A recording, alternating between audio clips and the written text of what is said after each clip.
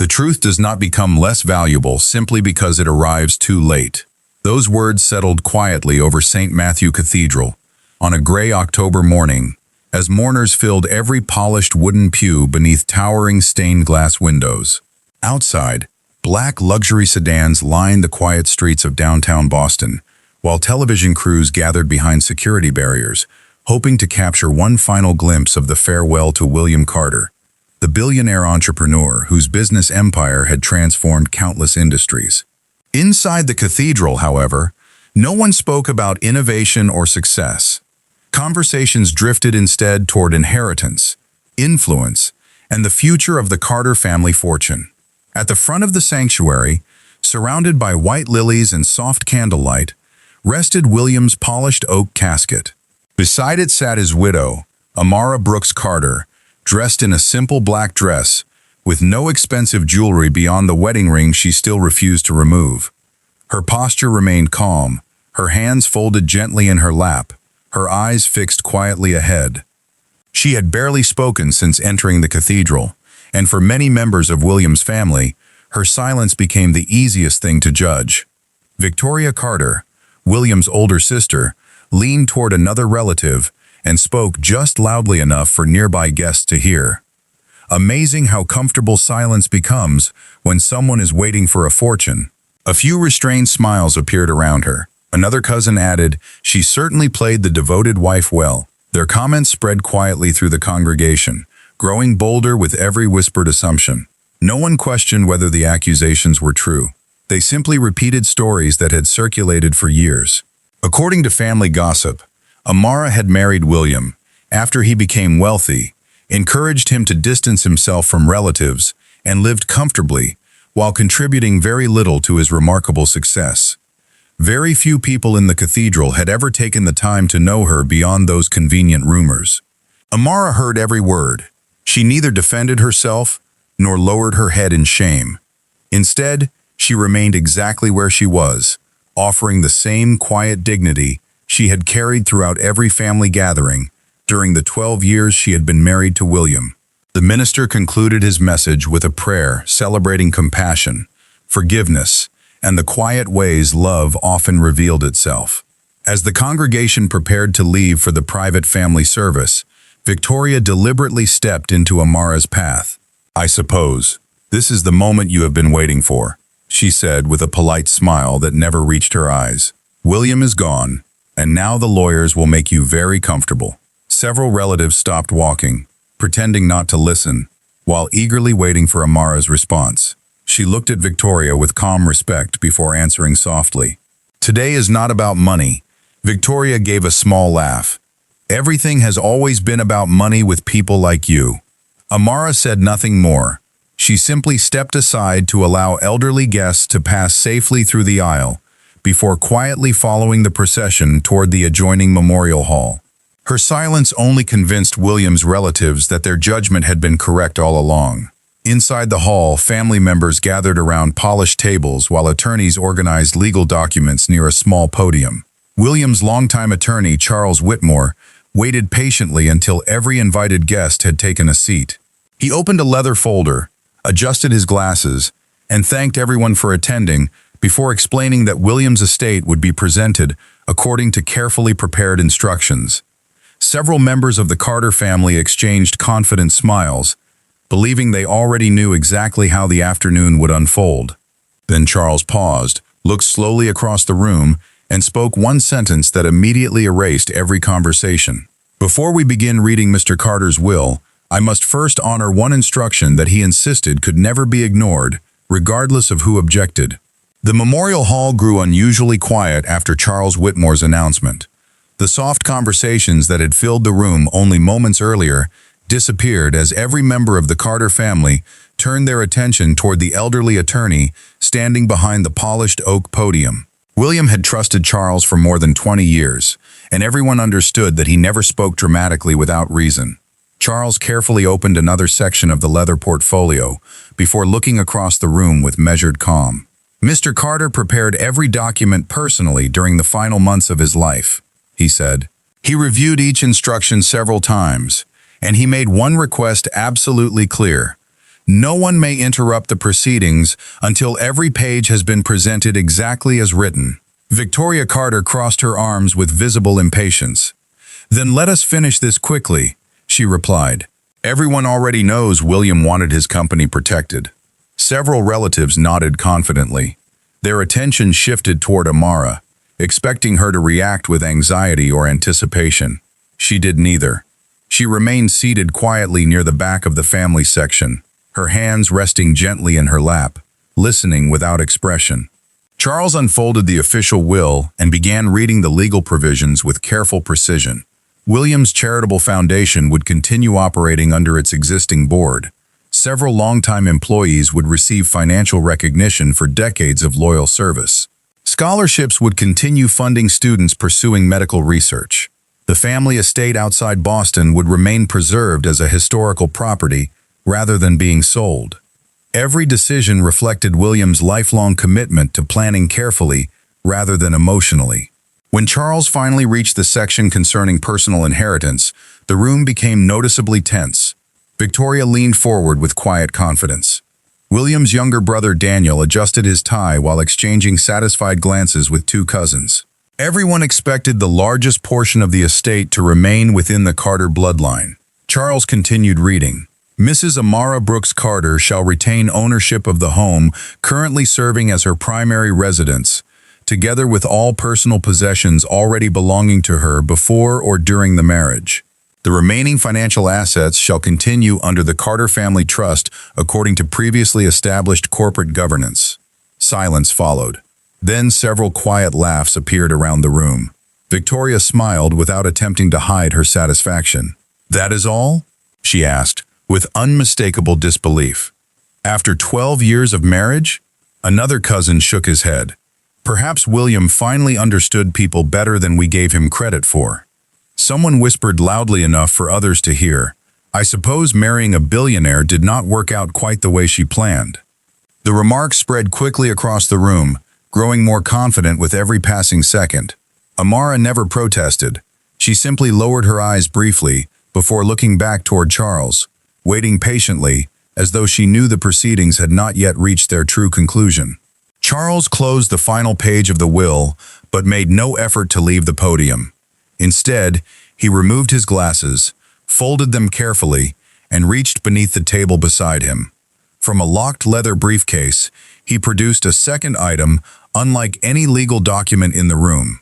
It was an ivory-colored envelope, noticeably worn along its edges, sealed with dark blue wax, bearing William Carter's personal signet. Across the front, written in William's unmistakable handwriting, appeared only one sentence: "To be opened only after every judgment has already been spoken." The laughter stopped immediately. Charles held the envelope with both hands before speaking again. "This document is not part of the estate," he said quietly. "It contains no financial instructions, no legal transfers, and no changes to the will you have just heard." Mr. Carter insisted that it be read aloud in the presence of every family member, every trustee, and every person attending today's private gathering. He told me that if even one invited guest left the room before hearing it, the entire reading would be postponed until every seat was once again occupied. A slow feeling of uncertainty spread across the hall. Even Victoria's confident expression began to fade as Charles carefully broke the wax seal, unfolded several handwritten pages, and silently looked down at the first line before lifting his eyes toward the waiting room. Charles Whitmore took a slow breath before reading the first line, but instead of immediately beginning the letter, he looked around the room with unusual seriousness. "Mr. Carter instructed me to say something before anyone hears his words," he announced. He believed that once this letter begins, many opinions in this room may never remain the same. The statement unsettled the gathering more than anyone expected. Victoria shifted impatiently in her chair. Daniel glanced toward the attorneys seated along the wall, searching for some hidden legal strategy. Several relatives quietly exchanged uncertain looks, while a few reporters invited under strict confidentiality instinctively reached for their notebooks. Only Amara remained completely still. She had not asked what William had written before his passing, nor had she attempted to influence any decision surrounding his estate. She simply lowered her eyes for a brief moment, as though silently remembering the man she had known away from boardrooms and family gatherings.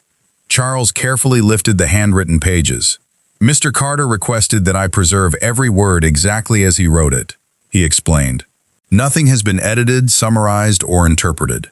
Before reading another line, he removed a smaller folded document tucked inside the envelope. "This is a handwritten note addressed only to me," Charles continued. "William instructed that I share it first." He unfolded the page and read aloud. "Charles, if anyone attempts to interrupt this letter, stop them only once. If they continue, remind them that they spent years speaking about my wife without allowing her to speak for herself. Today they will remain silent long enough to hear me." A heavy stillness settled across the memorial hall. Even Victoria, who rarely accepted correction from anyone, leaned back without another word. Charles carefully placed the note aside before returning to the longer letter. He looked once toward Amara, who quietly nodded, giving him permission to continue. "My family," Charles began, reading William's words with measured clarity.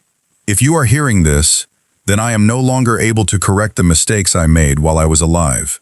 That responsibility now belongs to the truth." No one moved. William's familiar voice seemed almost present through the rhythm of his carefully chosen sentences. "Some of you believe you knew my marriage because you watched it from across dinner tables, business events, and holiday gatherings. You saw my wife smile when she was insulted. You saw her remain silent when she was accused. You mistook her dignity for weakness because I allowed you to." A quiet murmur rippled through the room before disappearing almost immediately. Charles continued, "There is one thing I must confess before anything else. Every cruel assumption you made about Amara reached my ears. Every careless joke, every whispered accusation, every moment you questioned her character while pretending to protect me. I heard them all." Daniel lowered his eyes. Victoria folded her hands more tightly together. William's words continued with painful honesty. "Many of you will wonder why I never defended her. I have asked myself that same question more times than you will ever know. Pride is a strange disease. It convinces good people that silence will somehow protect those they love. Instead, my silence became permission for others to wound the person who deserved my voice more than anyone else." Charles paused briefly, allowing the weight of the sentence to settle before continuing. Across the room, several relatives who had laughed only minutes earlier no longer looked toward Amara at all. They stared quietly at the polished floor, suddenly aware that the man they believed had shared their opinions had been watching them very differently. Charles slowly turned to the next page, his expression growing noticeably heavier. "Everything you believed about my wife," he read softly, "was built upon a lie, and I was the one who allowed that lie to survive. Before this letter ends, I intend to tell you exactly why." Charles slowly turned the page, and the sound of paper moving across the silent room seemed louder than anyone expected. Every face remained fixed on him as William's handwriting continued speaking long after his own voice had fallen silent. "The lie did not begin because Amara asked for sympathy," Charles read. "It began because I believed protecting my pride was easier than protecting my wife." The words lingered heavily in the memorial hall. William continued, "Most of you assumed that Amara stayed quiet because she had something to hide. The truth is exactly the opposite. She remained silent because I asked her to." Several relatives looked instinctively toward Amara, who neither nodded nor denied the statement. She simply listened with the same calm expression she had carried throughout the entire service. Charles continued reading. "There was a season in my life when every medical appointment reminded me that success could never purchase another day. I asked Amara to keep my condition private. I did not want investors to question the company, employees to fear for their jobs, or my family to watch me become weaker. She honored that promise without hesitation." A quiet gasp escaped from someone seated near the back of the room. Very few people had known William's illness had lasted far longer than the public believed. "While many of you criticized her for missing family gatherings," Charles read, "she was sitting beside my hospital bed after working full days of her own. While you wondered why I appeared alone at business dinners, she was meeting physicians, reviewing treatment plans, and learning how to make difficult days feel ordinary for me. She never complained. She never asked for recognition. She only asked whether I needed another blanket or another hour of hope. Victoria slowly lowered her eyes as memories returned with uncomfortable clarity. She remembered holidays when Amara arrived late, looking exhausted but offering polite apologies she never fully explained. At the time, everyone assumed she simply lacked respect for the family. William's letter revealed a very different reality. There were evenings, Charles continued, when my pain made conversation almost impossible. Amara would sit beside me reading novels aloud because she believed familiar voices made difficult nights shorter. She celebrated every small improvement, even when doctors warned us not to expect miracles. If you ever saw me smiling during those final years, there is a very good chance she created the reason. Daniel quietly removed his glasses, rubbing his eyes before looking down at the polished table. Around the room, the confidence that had fueled earlier accusations continued fading beneath the growing weight of William's confession. Charles reached another paragraph. Some of you believed Amara encouraged me to distance myself from the family. The truth is painful. She spent years encouraging me to reconcile with people I stubbornly refused to understand. More than once she reminded me that forgiveness should not wait for funerals. I listened far less often than I should have. For the first time since the reading began, Victoria's composure cracked. She remembered unanswered invitations, canceled dinners, and conversations she had blamed entirely on Amara. She had never imagined that the woman she distrusted had quietly been urging William to repair those relationships instead of ending them. Charles looked briefly toward Amara before continuing with the final paragraph on the page. William's words became even more personal. If you wish to judge someone today, judge me. I accepted praise that belonged to both of us, while allowing criticism to fall almost entirely upon her shoulders. Every time Amara chose silence, she was protecting a promise she made to me, never herself. Before you hear the rest of this letter, you deserve to know one more truth. The greatest sacrifice my wife ever made for me was something none of you ever noticed, because I made certain you never would. Charles Whitmore held the letter slightly higher, his fingers resting carefully along the edges of the worn paper.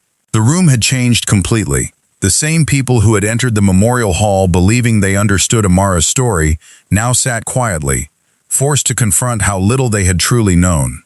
Charles continued reading William's words. The greatest sacrifice my wife ever made for me was not measured in money, time, or comfort. It was measured in everything she gave up while allowing the world to misunderstand her. The sentence immediately captured everyone's attention. William continued, Before I met Amara, I believed loyalty was something people proved when life was easy. I was wrong. Real loyalty appears when there is no reward, no recognition, and no audience watching. Charles paused briefly before moving to the next page. When my health began changing, Amara was building a promising career of her own. She had opportunities I knew she deserved. She had dreams that existed long before my name became connected to hers. Yet when I asked for her help during the most uncertain chapter of my life, she never once made me feel like I had taken something from her. A deep silence settled over the family. Many of them had assumed Amara had chosen a comfortable life beside a billionaire. They had never considered the possibility that she had chosen responsibility over personal ambition. Charles continued, The world saw the beautiful homes, the private events, and the public image. What they did not see were the mornings when Amara woke before sunrise to prepare everything I needed. They did not see the nights when she reviewed documents beside me because she knew my energy was limited. They did not see her quietly stepping away from opportunities because she believed promises mattered. Victoria looked toward Amara, but Amara remained focused on the letter rather than the people around her. She had spent years carrying those memories without expecting anyone else to understand them. William's voice continued through Charles. I allowed everyone to believe my wife was fortunate because she married me. The truth is that I was the fortunate one because she chose me. Those words affected the room more than any mention of wealth ever could. Daniel looked down at the table, remembering every time he had casually dismissed Amara's contributions. He had viewed her as someone who benefited from William's success, never realizing that she had been protecting the person behind that success. Charles turned another page. There is another truth my family needs to hear. Amara did not marry me because I was wealthy. She married me before many of you knew my name. She believed in me when I was still trying to prove myself. She celebrated small victories before there were billion-dollar companies, magazine covers, or public recognition. The relatives exchanged uncomfortable glances. The story they had repeated for years was slowly disappearing, replaced by a reality they had ignored because it was easier to believe the version that supported their assumptions.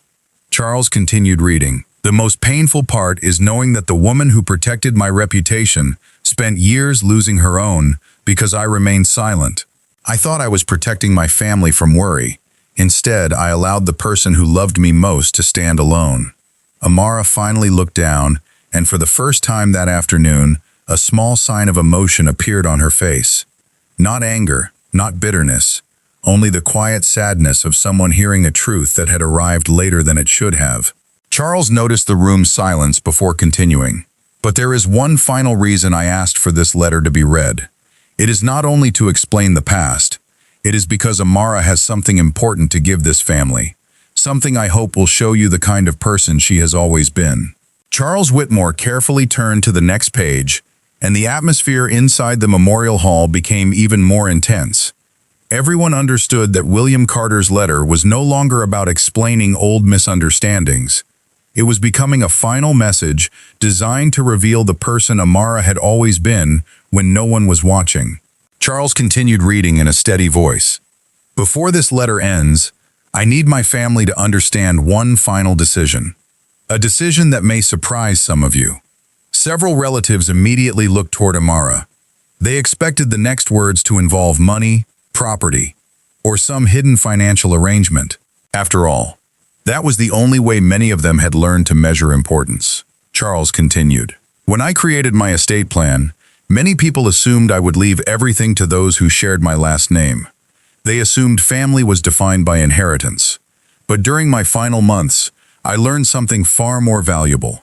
Family is not proven by names, it is proven by actions. The room remained completely silent. Amara never asked me for anything. William's letter continued. Not when I was healthy, not when I became successful, not when my circumstances changed. The only thing she ever asked from me was honesty. The painful truth is that I was not always brave enough to give it to her. Victoria's expression softened slightly as she listened. For years, she had believed Amara controlled William's decisions. Now she was beginning to understand that Amara had often been the person encouraging William to make better choices. Charles moved to the next paragraph. Because of this, I established the Carter Foundation's newest initiative before my passing. It will be dedicated to supporting caregivers, families facing difficult medical circumstances, and individuals who quietly sacrifice their own dreams to support someone they love. Several guests exchanged surprised looks. The announcement was significant, but Charles continued before anyone could react. This foundation will not carry my name alone. I have chosen Amara to serve as its permanent chairperson because she understands something I spent most of my life learning. Wealth can build companies, but compassion builds legacies. Amara looked up immediately. This was clearly not something she expected to hear. Her expression showed surprise, not excitement. Charles noticed and continued reading. I know Amara may attempt to refuse this responsibility because she has always believed recognition belongs to others. That is exactly why she is the right person to lead it. A quiet emotion moved through the room. The same silence that had once represented judgment now represented reflection. Daniel slowly looked toward Amara. You knew about this? He asked softly. Amara shook her head. No, she answered. I did not. Her voice was calm, but the honesty in those 3 words carried more weight than any defense she could have offered earlier. Charles continued. My family, I want you to understand that Amara did not stay beside me because of what I could provide. She stayed because she believed my life had value beyond my success. When many people saw my achievements, she saw my humanity. The words affected everyone differently. Some looked ashamed, others looked thoughtful, but all of them finally saw the woman they had spent years misunderstanding. Charles placed the letter down briefly and looked at Amara. There is one final page, he said quietly. Mr. Carter specifically requested that this part be read only after everyone understood the truth that came before it. He lifted the remaining page, and before reading it, he looked around the room. This final message is not about wealth, inheritance, or reputation. It is about forgiveness. Charles Whitmore lifted the final page of William Carter's letter, and for several seconds he did not begin reading. The pause itself carried meaning. Everyone in the room understood that the words on that page were not written for business partners, investors, or the public. They were written for the people who had known William personally and still failed to understand the woman who stood beside him. Charles finally looked down and began. "To my family, I want to ask something that may be difficult. I want you to remember the moments you were certain you were right." The sentence immediately created a quiet tension throughout the room. Remember the dinners where you judged Amara without asking questions.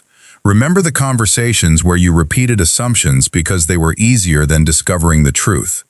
Remember the times you mistook her kindness for weakness and her silence for guilt. No one moved. Now ask yourselves one question. If you had known everything I knew, would you have treated her the same way?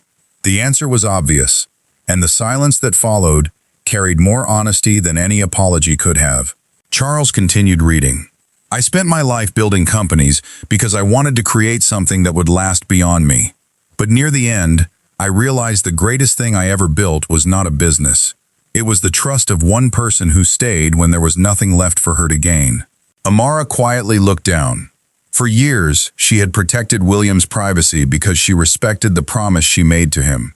She never imagined that one day he would reveal the very sacrifices she had kept hidden. Charles continued, "I know some of you may feel regret today. You may wish you had spoken differently, acted differently, or listened more carefully. Do not allow that regret to become another burden. Instead, allow it to become a lesson." Victoria's eyes slowly filled with emotion. She remembered every moment she had dismissed Amara, the times she assumed the worst, the times she allowed others to speak cruelly because she believed she already knew the truth. She finally understood that she had not simply misunderstood Amara, she had failed to see her. "Amara," Charles read, "if you are hearing this, I know you are probably uncomfortable. I know you never wanted attention. You never wanted people to praise you. You only wanted me to become the man I promised I would be when we first met." A small emotional breath moved through the room. Charles continued, "I am sorry that my silence allowed others to hurt you. I am sorry that I protected my image instead of protecting your peace. You gave me more than love. You gave me patience, forgiveness, and a reason to become better." For the first time during the entire reading, Amara closed her eyes briefly, not because she wanted sympathy, but because hearing William's apology after his passing carried a complicated mixture of comfort and sadness. Charles reached the final lines. "If my family truly wants to honor me, do not reward Amara because she was my wife. Respect her because she is a remarkable person who would have remained extraordinary even if nobody ever knew her name." The words left the room completely silent. Then Charles folded the letter carefully. "There is one more instruction from Mr. Carter," he said. He requested that after this letter was read, every member of the family have the opportunity to speak directly to Amara, not as William's wife, not as the woman they judged, but as the person they should have known from the beginning. The room remained silent after Charles finished reading William's final words. For the first time in years, the Carter family was no longer looking at Amara through assumptions created by rumors and incomplete stories. They were seeing the person behind the quiet expression, the woman who had carried a difficult truth without demanding recognition. Charles closed the letter carefully and placed it beside the podium before stepping away. "Mr. Carter requested that the family speak honestly now," he said, "not to defend themselves, but to acknowledge what they should have understood long ago." For several moments, nobody moved. The confidence that had filled the room at the beginning of the afternoon had completely disappeared. Finally, Daniel stood from his chair. His voice was softer than anyone had heard before. "Amara, I owe you an apology." She looked at him calmly. Daniel took a slow breath. "I believed the stories because they were convenient. I saw William's success and assumed you benefited from it. I never asked what you sacrificed. I never asked what you carried when nobody else was paying attention." Amara listened without interruption. She had spent years being misunderstood, but she had never wanted people to feel ashamed. She simply wanted them to understand the truth. One by one, other family members began speaking. Some apologized for careless comments. Others admitted they had judged her without knowing her. Each apology was different, but each carried the same realization that they had mistaken silence for weakness. Victoria remained seated longer than anyone else. Her pride had always been the strongest wall between herself and others, but now that wall seemed impossible to maintain. Slowly, she stood and walked toward Amara. The room watched quietly as the two women faced each other. "I spent years believing you took something from this family," Victoria said.